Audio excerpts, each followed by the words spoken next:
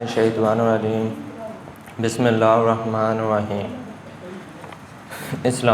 اسلام ایک ایسا دین ہے جو انسان کو دنیا اور آخرت دونوں کی بھلائی کی تلقین کرتا ہے۔ اسلام صرف عبادات کا دین نہیں ہے بلکہ اسلام محنت، کام، حلال روزی اور خودداری کا دین بھی ہے۔ اسلام کسی کو ہاتھ پر ہاتھ رکھ کر بیٹھنے، دوسروں پر بوجھ بننے یا سست زندگی گزارنے کا اجازت نہیں دیتا۔ قرآن مجید میں محنت کی فضیلت سورہ جمعہ آیت نمبر 10 کا ترجمہ ہے، پھر جب نماز ختم ہو جائے زمین پر پھیل جاؤ اور اللہ کا فضل تلاش کرو۔ یہ آیت واضح کرتی ہے کہ نماز جیسی عظیم عبادت کے بعد بھی کام، مزدوری، تجارت اور محنت سے روزی کمانا مطلوب ہے۔ اللہ کا فضل تلاش کرو کا مطلب ہے یہی ہے کہ حلال روزی کے ذرائع اختیار کیے جائیں۔ سورہ نجم آیت نمبر 39 کا ترجمہ ہے کہ یہ کہ انسان کے لیے وہی کچھ ہے جس کی اس نے کوشش کی۔ انسان کو وہی کچھ ملے گا جس کی وہ کوشش کرے گا، اور سستی اور بیکاری سے کچھ حاصل نہیں ہوگا۔ احادیث مبارکہ میں محنت کی فضیلت حضرت مقدام بن معدی کرب رضی اللہ تعالیٰ عنہ سے روایت ہے کہ کسی نے اس سے بہتر کھانا نہیں کھایا جو اس نے اپنے ہاتھ سے کمایا ہو، اور اللہ کے نبی داؤد علیہ السلام اپنے ہاتھ کی کمائی سے کھاتے تھے۔ نبی علیہ السلام نے ہاتھ کی کمائی کو بہترین ذریعہ معاش قرار دیا ہے۔ سنن ابو داؤد کی حدیث ہے کہ حضرت انس بن مالک رضی اللہ تعالیٰ عنہ سے مروی ہے کہ ایک انصاری نبی پاک صلی اللہ علیہ وسلم کی خدمت میں آیا اور کچھ مانگ رہا تھا، تو آپ نے فرمایا کیا تمہارے گھر میں کچھ نہیں ہے؟ کہنے لگا کیوں نہیں ہے، ایک کملی سی ہے، اس کا ایک حصہ اوڑھ لیتا ہوں اور کچھ بچا لیتا ہوں، اور ایک پیالہ ہے جس سے پانی پیتے ہیں۔ تو آپ صلی اللہ علیہ وسلم نے فرمایا یہ دونوں میرے پاس لے آؤ۔ چنانچہ وہ لے آیا۔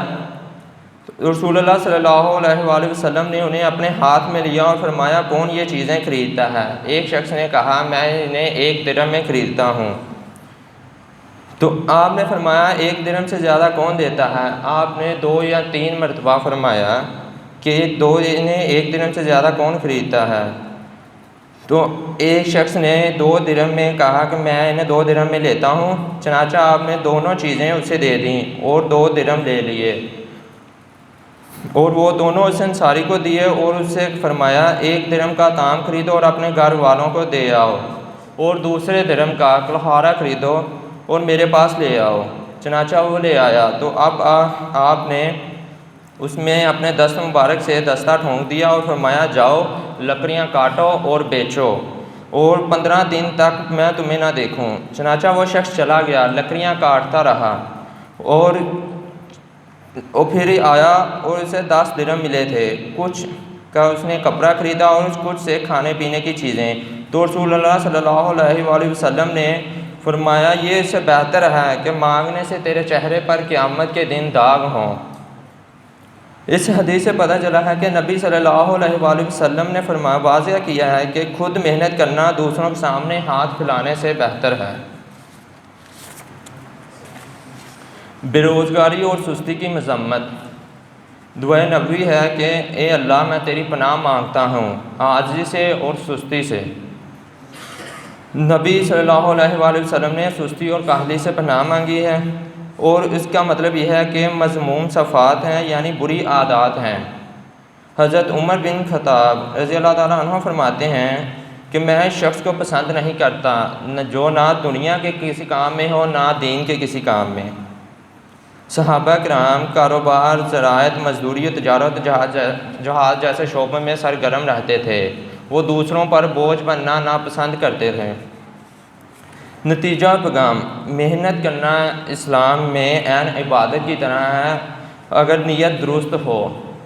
اسلام سستی اور کاہلی اور بیکاری کی اجازت نہیں دیتا۔ جو شخص محنت نہیں کرتا دوسروں کے سہارے جیتا ہے، وہ دین اور دنیا دونوں میں نقصان میں ہے۔ ہر مسلمان کو چاہیے کہ معاشی طور پر خود کفیل بننے کی کوشش کرے، چاہے معمولی کام ہی کیوں نہ ہو۔ اللہ پاک ہم سب کو دین کے راہ پر چلنے کی توفیق عطا فرمائے.